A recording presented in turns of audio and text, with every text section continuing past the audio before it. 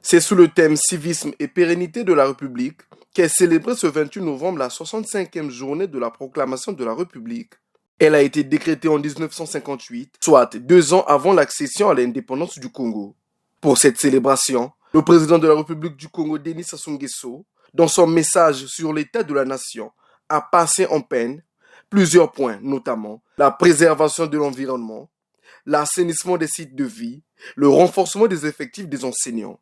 Devant l'accroissement rapide de la population scolaire, il est devenu impérieux de s'atteler à l'édification de nouvelles infrastructures scolaires et de renforcer les effectifs en personnel enseignant. Le gouvernement s'emploie à réorganiser la carte scolaire, à augmenter la capacité d'accueil par la construction et la réhabilitation de nombreuses salles de classe, tant dans l'enseignement général, technique que professionnel.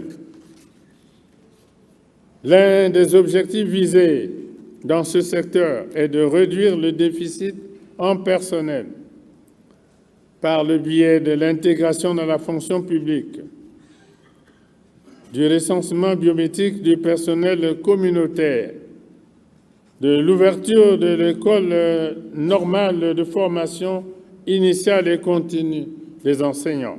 Sur les mécanismes visant à éradiquer les violences juvéniles et celles faites aux femmes, Denis Sassou Nguesso précise. Ces violences inédites commises par des jeunes interpellent la responsabilité des cellules familiales ainsi que celle des services de rééducation et de réinsertion sociale. À ce propos, de nombreux jeunes en conflit avec la loi ont été identifiés et attendent d'être acheminés au centre de transition de Madingu avant leur transfert au centre de réinsertion d'Aubéville en pleine réhabilitation.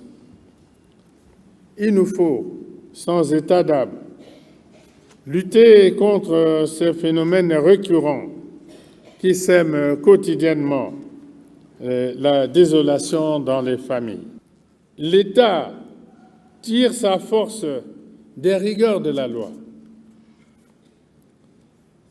Les dispositions doivent être prises pour que, sans atermoiement, s'applique la loi portant lutte contre les violences faites aux femmes en République du Congo. La justice de la rue ne doit nullement prendre le pas sur le droit. Personne ne peut se muer en justicier et se rendre justice soi-même au risque d'enfreindre les dispositions pertinentes inhérentes aux droits de l'homme. Notons qu'à compter de ce jour, le président de la République adressera son message sur l'état de la nation chaque 28 novembre.